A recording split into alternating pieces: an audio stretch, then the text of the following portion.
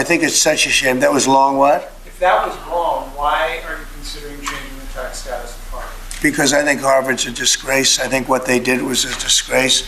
They're obviously anti-Semitic, and all of a sudden they're starting to behave. But when you see what they were saying, what they were doing, when you see the way they took care of events, when you watch that woman, that horrendous president that ruined the image of Harvard, maybe permanently, in Congress, in the halls of Congress, when you take a look at what happened there, it was horrific. And, I've looked at a lot having to do with it. I'm not involved in it. It's being handled by lawyers.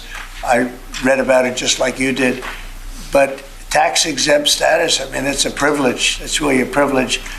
And it's been abused by a lot more than Harvard, too. By a lot more than Harvard. So we'll see how that all works out. I don't think they've made a final ruling. President Donald Trump gets sued by Harvard. Bonus checks of $5,000 are being discussed, and these are different from the Doge dividend stimulus checks. And Rosie O'Donnell just can't help but keep talking about President Trump, even though she no longer lives here in the United States. Guys, we have a lot to go through today, so let's go ahead and get started with Harvard suing the president. Breaking news in our politics lead, Harvard University is now suing the Trump administration over the administration's threats to cut billions of dollars from the university's funding. It's the latest escalation in the showdown between Harvard and the Trump administration after Harvard's leaders rebuked Trump's demands to change key policies and courses even. CNN's Jeff Zeleny is at the White House. Jeff, what is Harvard University's president saying about the lawsuit? Well, Jake, this lawsuit is coming in. It's being filed against a variety of different agencies and cabinet secretaries, from RFK Jr. at the Department of Health and Human Services to Pam Bondi to the Defense Department. Basically all the agencies that have some funding for research programs at Harvard University. But we've just obtained a letter from the Harvard president that explains what is at stake here. And Alan Garber, the president, writes this.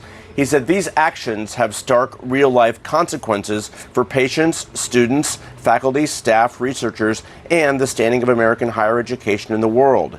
He goes on to say the consequences of the government's overreach will be severe and long-lasting. So, Jake, what's at issue here is the proposed freezing of funds of some $2.2 billion, and then a new potential round of funds being frozen of $1 billion. That's right. And I go back to George Washington University in Washington, D.C. My oversight committee, toured the demonstrations when they blocked buildings. They were blocking Jewish students from entering buildings at George Washington University, and nothing was being done. The local law enforcement wasn't going in there. The mayor wasn't moving. The university presidents were afraid to say anything publicly. I'm not going to say what they told us privately. But at the end of the day, you had similar situations in Harvard. We received messages not only from Harvard students, but their parents saying that their Jewish children do not feel safe on campus. And for Harvard to be, the one of the flagship universities in America, to demonstrate this type of lack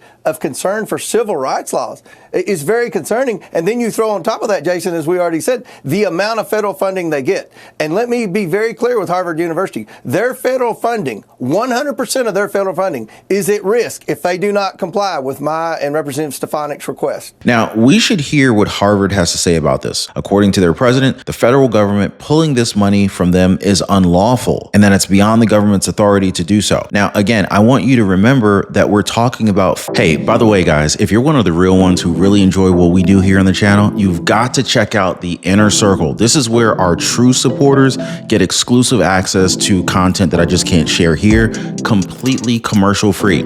It's also the best way to keep this channel going strong. So if you want to be a part of something special, join us over there. Links in the description or in the pinned comment down below. Federal funding here, which makes this response from Congressman Tim Burchett make all that much more sense. He asked on his X account if it's unlawful and beyond the government's authority to decide where it sends our money. Doesn't that sound ridiculous? They filed a lawsuit against the commander-in-chief because they think that he doesn't have the authority to freeze federal funds. And I really don't know about you guys, but isn't Harvard supposed to be like composed of the best of the best? And yet we're talking about federal funds that they believe can't be held by the federal government. Harrison Fields, a White House spokesperson, made it very clear that this money is not owed to Harvard. In a statement, Fields says, the gravy train of federal assistance to institutions like Harvard, which enrich their grossly overpaid bureaucrats with tax dollars from struggling American families, it's coming to an end. Taxpayer funds are a privilege, and Harvard fails to meet the basic conditions required to access that privilege. And while they may have the funds to pay for legal fees, I really don't think that they have much of a chance in this case. Look, I mean, they already have an endowment of over $50 billion,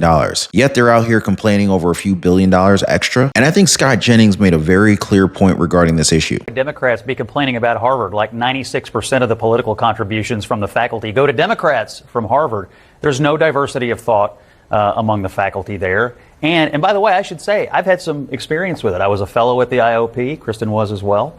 I taught a class at the Harvard Kennedy School for a number of semesters. I had a good experience, but I think... But no diversity of thought, apparently. But I think in recent years, particularly since October the 7th, the civil rights of these Jewish students on campus have clearly been violated. I don't think the university, Harvard, Columbia, a lot of these other Ivies have taken near enough steps to protect these students. They've been chased around campus, barred from buildings. Buildings have been taken over. I mean, it's ridiculous what's going on. And here's the deal. They take federal money. They have a $53 billion endowment. They take federal money. If you want to continue to take federal money, you're going to have to listen to the people who dole it out. And that's the Trump administration who are standing up for these Jewish students. If they want to give up the federal money, you can create, I guess, the culture of hate that you want, and that's fine. But right now, they're entangled with the federal government, and they're going to have to deal with the president. From freezing money, let's now move over to giving money to the people. So let's talk about the numbers for a second, guys. The average senior overpays by hundreds of dollars a year on Medicare because they picked the wrong plan, or maybe they were sold one that didn't even fit their needs. But a company called Chapter is fixing all of that. In fact, they compare every single plan in your area, not just the ones that they get paid to show you, and they help you to find the ones that actually save you the most money, the ones that fit your doctors and unlocks any hidden benefits. Julie from Kansas switched with her help and saved $400 a year. Jamie in Texas, she reclaimed $600 back. Chapter's advisors, they treat you like family, and it's completely free. There's no commissions, there's no upselling, just clarity. So if you or someone you love is on Medicare or about to be, don't wing it. Just call Chapter at 909-563-8279, or I'll leave a link in the description down below if you want to click the link and visit their website. So President Trump was asked about providing $5,000 to mothers in order to increase birth rates. Well, here's what President Trump had to say about that. Mr. President, there are reports that you're considering doing something for moms across the country, giving them some kind of bonus so that they have child. Were you considering that? Or? Sounds like a good idea to me. Maggie Anders is the host of Undoctrination and a content creator for the Foundation for Economic Education. She joins me now. Maggie, what do you think? Is a $5,000 incentive a good idea for people to have kids? Well, Todd, thank you so much for having me this morning. While I wholeheartedly agree with the Trump administration that America is facing a fertility epidemic, I don't think a $5,000 baby bonus is really going to cut it. You know, some estimates put the average cost of raising a child in America at $23,000. By the time that child is 18, that's $414,000, not accounting for inflation or the cost of college tuition. Americans are facing a cost of living crisis. We're tired of being taxed to death, and we're tired of our dollar being devalued through wasteful government spending programs and Federal Reserve money printing. And I think this is going to make that problem worse. Now, it might help if the Trump administration can find enough savings and provide that as an incentive. That way, it won't contribute to inflation. But I have a feeling that this might not go the way that the president wants it to. Although, kudos to him for even talking about the issue in the first place. Our fertility rates, it's well below the rate that's needed to replace the population. And I hope that some incentive is at least provided to encourage folks to prepare the nation for the future. But as it stands right now, the costs are way too high to even think about it. Now, let's talk about Rosie O'Donnell, a celebrity who suffers from an incurable disease called TDS. Her Trump derangement syndrome was so bad that she moved to Ireland, and yet she continues to appear on our TV screens, probably because she can't get a job over there. Now, I want you guys to watch a snippet of her interview with CNN, and you tell me me what you guys notice about this. Yes, as you know, some people entertain the idea of moving abroad after the 2024 election. You actually did it. Tell us about your experience so far, and do you have any regrets?